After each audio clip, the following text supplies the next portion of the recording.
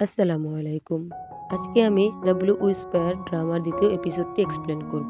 যারা প্রথম এপিসোডটি দেখেননি তারা ডেসক্রিপশন বক্সে দেওয়া লিঙ্ক থেকে দেখে আসতে পারেন। তো চলুন শুরু করা যাক। প্রথম এপিসোডের শেষে আমরা দেখতে পাই যে ইউনহি সেখানে আসে এবং সুন্ধু পরীকে বলে যে সে মারমেডকে প্রশিক্ষণ করার পারমিশন চায়। সেখান থেকে এই এপিসোডটি শেষ হয়।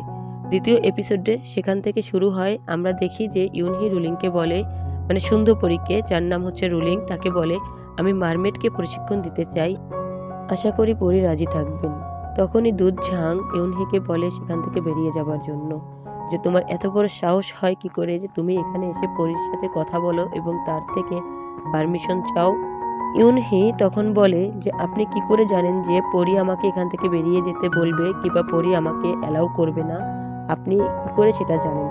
তখন সুন্ধু পরি রুলিং তাকে বলে তোমার অনেক কনফিডেন্ট, তো আমাকে এতটুকু বলো যে কেন আমি তোমাকে মারমেডকে প্রশিক্ষণ দেওয়ার জন্য অ্যালাউ করব। তখন ইউনহি বলে যে আপনিও একটি মেয়ে আমার মতন, আমি জানি আপনি কি চান, আপনি মারমেডকে একজন দাস হিসাবে চান, তাই তো আপনার অনুগত বাধ্য হয়ে থাকবে, আপনি এটাই চান। এবং এটাও বলে যে আপনি এখানে যত স্পিরিট মাস্টার দেখছেন কেউ আমার সাথে তার তুলনা করতে পারবে না, কারণ এখানে আমি 1 নম্বরে আছি। এছাড়া আপনি দ্রুত কাজ পছন্দ করেন, তাহলে কেন আপনি আমাকে অ্যালাউ করবেন না মারমেডকে প্রশিক্ষণ দেওয়ার জন্য? যে নতুন উপায় চেষ্টা করতে পারি, আমরা সবাই তো আপনার জন্যই কাজ করি। এটা বলে সে হৌচিং এর দিকে তাকায় এবং বলে আশা করি ইয়ং মাস্টার কিছু মনে করবেন না তাতে। তখন তো হৌচিং রেগে তার দিকে তাকায়। এরপর সুন্দরপরী রুলিং বলে আমি এমন অহংকারী মানুষ অনেকদিন দেখিনি, তোমার নাম কি যেন বললে? তখন ইউনহি তাকে বলে আমার নাম জি ইউনহি। তা শুনে রুলিং বলে তুমি তো সেই যে আমার দাস দুধ ঝাংকে সাদা তাবিজ দিয়ে তার কথা বলা বন্ধ করে দিয়েছিলে। তখন ইউনহি বলে হ্যাঁ আমি সে যে এই কাজটি করেছিলাম।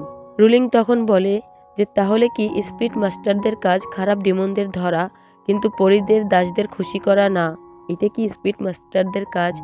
এটা বলতে চাচ্ছ তুমি? ইউনহি বলে হ্যাঁ আমি এটাই বলতে চাচ্ছি। তখন সুন্দরপরী বলে তুমি নিজে থেকে এখানে এসেছো, তুমি কি জানো ভুল হলে শাস্তিও পেতে পারো? ইউনহি বলে আমি প্রস্তুত আছি সব রকম শাস্তি নেওয়ার জন্য, আমি সম্পূর্ণভাবে প্রস্তুত।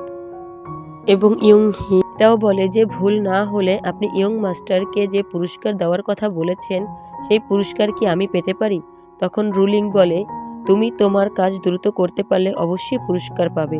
তখন মাস্টার লিন বলে পরি যখন বলেছে তখন দুজনে মিলে কাজ করো, আর মনে রেখো তোমরা দুজনে এখন কিন্তু প্রতিযোগী, এবং আশা করি হৌচিং আমাকে নিরাশ করবে না। এরপর সিন কাট হয়। আমরা দেখি হৌচিং ও তার সার্ভেন্ট মারমেডের উপরে ম্যাজিক্যাল বজ্রপাত করছে তাকে দিয়ে কথা বলানোর জন্য এবং তাকে বাধ্য করার জন্য। আর অন্যদিকে এই খবর সাউসিন গিয়ে ইউনহিকে দেয় এবং আমরা দেখি হৌচিং এর সার্ভেন্টের সাথে কথা বলছে। হৌচিং এর সার্ভেন্ট হৌচিংকে বলছে ইউনহির প্ল্যান সম্পর্কে আমরা কিছুই জানি না। তখন হৌচিং বলে তাহলে তুমি কি করতে চাচ্ছ তার সাথে? মারমেডের বাক্স খোলার সময় তেলেসমতি তাবিজ দিয়ে বন্ধ ছিল মারমেডের বাক্স, কিন্তু তুমি সেখানে কিছু একটা করেছো যার কারণে ইউনহি বাক্সে হাত রাখার সাথে সাথে বাক্সটি খুলে গিয়েছিল এবং মারমেড তার উপর আক্রমণ করেছিল এবং তাকে ওয়ার্নিং দেয় যে আজকের পর থেকে যেন সে ইউনহির উপরে কোনো রকম কোনো অ্যাকশন না নেয়। সেখানে আমরা এটাও বুঝতে পারি যে হৌচিং ইউনহির উপরে একটু দুর্বল আছে, যতটা জেলাস আছে ততটা তাকে ভালোবেসে ফেলেছে। এটা আমরা সেখানে স্পষ্টভাবেই পরে বুঝতে পারি। এরপর তারা মারমেডের ওখান থেকে চলে যায়, কিন্তু এর পরপরই সেখানে চলে আসে ইউনহি মারমেডের কাছে আসে এবং তার লেজে হাত বুলাতে বুলাতে মারমেডের সামনে গিয়ে তাকে দেখতে থাকে। তখন মারমেড একটি চিৎকার করে ওঠে, কিন্তু ইউনহি তাকে ভয় না পেয়ে বলে তুমি নাড়াচড়া করো না, তাহলে ব্যথা পাবে। আমি যেভাবে হোক তীরটি খোলার ব্যবস্থা করছি এবং তোমার ক্ষত জায়গায় মেডিসিন লাগিয়ে দিচ্ছি। এই বলে ইউনহি তার ক্ষতস্থানে লেজে মেডিসিন লাগিয়ে দেয় এবং তার বুকে যেখানে ক্ষত ছিল সেখানেও মেডিসিন লাগিয়ে দিতে থাকে। সেটা দেখে আবারও মারমেড জাংই একটি চিৎকার করে ওঠে, কিন্তু তখনও ইউনহি তাকে বলে যে চিৎকার করার মতন কিছুই নেই বা ভয় পাওয়ার মতন কিছুই নেই, আজ থেকে আমরা বন্ধু, আমি চেষ্টা করছি তোমার লেজের তীরটি খোলার জন্য। এই কথা বলে যখনই সে তীরে হাত দেয় ইউনহি, তখনই সেই স্বর্ণের তীরটি মাথা থেকে কিছু কাটার মতন বেরিয়ে আসে এবং তার লেজে আঘাত করতে যায়। কিন্তু তখনই সাথে সাথে ইউনহি সে তার পাওয়ার দিয়ে তীরটিকে আটকে দেয়, কিন্তু তার মুখ থেকে তখনই রক্ত বের হয়, কারণ সে অতিরিক্ত পাওয়ার ইউজ করে ফেলেছে ওখানে। যেটা দেখে মারমেড চাংই কিছুক্ষণ অবাক হয়ে যায় এবং চুপ করে থাকে। এরপর ইউনহি তাকে বলে, আমার কথা মন দিয়ে শোনো, মাঝে মাঝে বেপরোয়া কোনো কিছু ভালো কিছু করতে সাহায্য করে। এই তীরটি হৌচিং এর তেলিস্মি বিদ্যা দ্বারা সৃষ্ট। একমাত্র হৌচিংই পারবে এই তীরটিকে খুলতে। এটা আমার পক্ষে সম্ভব না, কিন্তু তুমি এই তীরটি চাইলে খুলতে পারো। যখন হৌচিং আসবে তখনই তোমার বুদ্ধি করে এটা খুলে নিতে হবে, কারণ এটি কোনো বজ্রপাত দ্বারাই খোলা যেতে পারে। এরপরেই সেখানে দেখি আমরা হৌচিং চলে আসে এবং সেখানে ইউনহিকে বলে যে, ইউনহি, মনে হচ্ছে আজকে তোমার চেষ্টা সম্পূর্ণ বৃথা হয়ে গেছে। হৌচিং এখানে আসার কারণ হচ্ছে, কারণ তীরটি যখনই তার কাজ শুরু করে দিয়েছিল, মানে তীরটিকে যখনই সে স্পর্শ করেছিল ইউনহি, তখনই তার কাছে কোনো সিগন্যাল চলে যায়, যে কারণে হৌচিং বুঝতে পারে যে মারমেটের তীরটি খোলার চেষ্টা করা হচ্ছে। তাই সেখানে হৌচিং চলে আসে। সেখানে এসে হৌচিং মারমেডের উপর আবারও বজ্রপাত দ্বারা আঘাত করার চেষ্টা করে, কিন্তু তখন মারমেড চোখ বন্ধ করে একটা চিৎকার করে আবার যখন চোখ খুলে তাকায়, তখন দেখা যায় যে তার চোখটি সম্পূর্ণ নীল রঙের হয়ে গেছে এবং সে একটি চিৎকার দিয়ে সাথে সাথে সেই বজ্রপাতের ম্যাজিক পাওয়ার দ্বারা সে তীরটি খুলতে সফল হয় এবং তীরটি তার লেজ থেকে বের হয়ে সরাসরি একদম হৌচিং এর মুখের পাশ থেকে চলে যায়, যে কারণে হৌচিং এর মুখ কিছুটা কেটেও যায়, তার চেহারার উপর কিছুটা কেটেও যায় সেখানে। এটা দেখে হৌচিং তাকে বলে যে, এই বুদ্ধিটি তুমি তাকে দিয়েছো, তুমি তাকে শিখিয়েছো যে কি করে আমার তীর থেকে সে মুক্ত হতে পারে, সে কি করে আমার বজ্রপাতের শক্তিটাকে ব্যবহার করে তীর থেকে মুক্ত হবে, এই কথাটি ইউনহি তুমিই তাকে শিখিয়েছো। এরপর হৌচিং সেখান থেকে চলে যায়। আমরা দেখি মারমেডের হাতের বাঁধন খুলে পড়ে এবং মারমেড সরাসরি মাটিতে পড়ে যায়, কিন্তু ইউনহি সেখান থেকে যেতে চাইলেও আবার সেখান থেকে পিছনে ফিরে মারমেডের কাছে আসে এবং সাথে থাকে লুলো। লুলো এবং ইউনহি যখন মারমেডের কাছে আবারও আসে, এসে দেখে যে মারমেড ওখানে নেই। মারমেড ওখান থেকে তো নিচে পড়ে গিয়েছে এবং আমরা দেখতে পাই যে মারমেডের লেজটি আস্তে আস্তে মানে মিশে যাচ্ছে এবং তার পাও দেখা যাচ্ছে।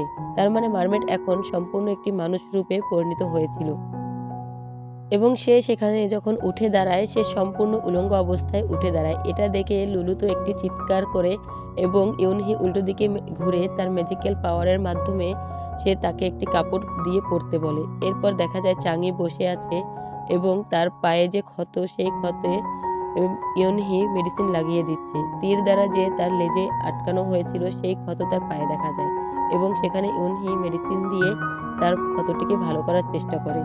আর ইউনহি তাকে বলে, বড় লেজের মাছ, আপনি যদি বাধ্য থাকেন তাহলে আমি আপনার খাবার ও ঘুমের ব্যবস্থা করতে পারবো। এরপর দেখানো হয় যে হৌচিং এর সার্ভেন্ট হৌচিং এর মুখের ক্ষততে মেডিসিন লাগিয়ে দিচ্ছে এবং বলছে, ইউনহিকে এভাবে ছেড়ে দেওয়া যায় না, তার জন্য আপনার আজ এই অবস্থা। হৌচিং তাকে বলে তার সার্ভেন্টকে যে, না, তুমি কিছু বলবে না তাকে, তার কোনো ক্ষতি তুমি করার চেষ্টা করবে না। সেখান থেকেও সিন কাট হয়। আমরা দেখতে পাই যে ইউনহি চাং ইর জন্য খাবার এনেছে এবং তাকে খেতে বলেছে, কিন্তু চাং ই তার সামনে বসে খাচ্ছে না দেখে ইউনহি বলছে, আচ্ছা ঠিক আছে, তাহলে আমি উল্টো দিকে ঘুরে বসি, তুমি খাবার খেয়ে নাও। এরপর ইউনহি যখন উল্টো দিকে ঘুরে বসে, চাং ই তখন খাবার খেতে শুরু করে। চাং ই খাবার খাচ্ছিল আর ইউনহি তাকে বলছিল, বড় লেজের মাছ, আমি শুনলাম আপনি নাকি সুন্ধপরীর আদেশ লঙ্ঘন করেছেন, তাই আপনাকে এখানে আনা হয়েছে প্রশিক্ষণ দেওয়ার জন্য, এবং আমি এও শুনলাম আপনি নাকি ইমমর্টাল মেনশনের কিছু শিষ্যদেরকেও আঘাত করেছেন, কিন্তু আমি মনে করি আপনি প্রকৃতির মতন বিশুদ্ধ। আপনি কি আমাকে বলতে পারেন আসলে ঘটনাটা কি? আপনাকে তো দেখে অত্যাচারীও মনে হয় না। এই কথা বলার পরেও তখনও মারমেড কোনো কথা বলে না। তাই দেখে ইউনহি তাকে বলে যে, ঠিক আছে, আপনি মনে হয় পিপাসিত, আমি আপনার জন্য পানি আনছি। কিন্তু যখনই ইউনহি যেতে শুরু করে পানি আনার জন্য, দেখা যায় মারমেড তার হাতের মাধ্যমে, তার ম্যাজিক্যাল পাওয়ারের মাধ্যমে সে কন্ট্রোল করে মাটি থেকে পানি ওঠানোর চেষ্টা করে, কিন্তু পানি কিছুটুকু উপরে ওঠার পরেই আবারও আস্তে নিচে পড়ে যায়। তখন ইউনহি তাকে বলে, কোনো ব্যাপার না, কারণ আপনি আঘাতপ্রাপ্ত আছেন, আপনি দুর্বল আছেন, তাই আপনার ম্যাজিক্যাল পাওয়ার ঠিকমতো কাজ করছে না, ঠিক হয়ে যাবে আপনি যদি নিজের যত্ন নেন এবং আপনার মেডিসিন দিলে ঠিক মতন আপনি ঠিক হয়ে যাবেন। এরপর সিন কাট হয়, আমরা দেখি চাঙি একা বসে আছে এবং সে কিনা তার পাও দেখতে ব্যস্ত, কারণ তার লেজের জায়গায় এখন তার পা হয়েছে। কথাটা কি ভেবেছেন, লেজের জায়গায় পা, তা সে তো একটু দেখবেই ভালো করে। সে তার পাও দেখতে খুবই ব্যস্ত, মনোযোগ দিয়ে পাও দেখছে।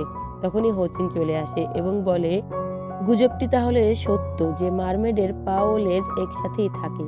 কিন্তু চাঙি তাকে দেখে মুখটা ঘুরিয়ে ফেলে, আর হোচিং তাই দেখে বলে, আমি একটু কষ্ট দিয়েছি তাই আমি খারাপ, আর ইউনহি তোমাকে খাবার দিয়েছে তাই সে ভালো।